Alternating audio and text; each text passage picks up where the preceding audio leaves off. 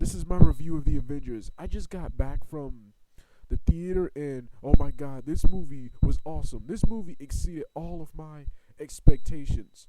Not only did it live up to the hype, it was even better than I expected. To be. When I first saw the trailer, I thought it was going to be just an all-out action beat 'em up film like those X-Men movies, and that's what I wanted. But this movie was much more than that. The depth, the characters, action sequences, and plot was awesome.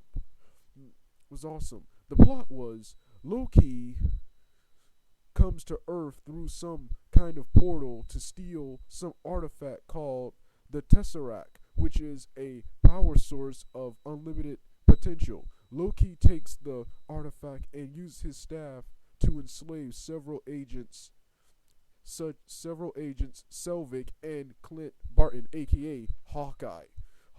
In response to the attack, Nick Fury, Agent Maria Hill, and Black Widow recruit Bruce Banner, Tony Stark, and Steve Rogers, and the rest of the story unfolds from there.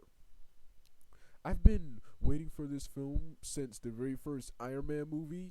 I've been a huge fan of the Avengers since the Fox Kids cartoon back in the day, and once again, this film exceeded my expectations. I thought this was going to I thought this was going to be some mindless action film, but I didn't mind that as long as it was made like a comic book movie and not some boring realistic movie. But once again, the trailers for this movie looked all cheap.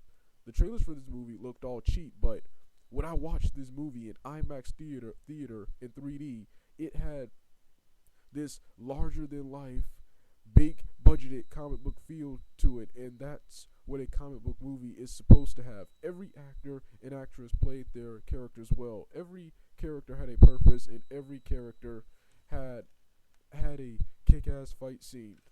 Every character shined, and finally, I love the chemistry between the cast members.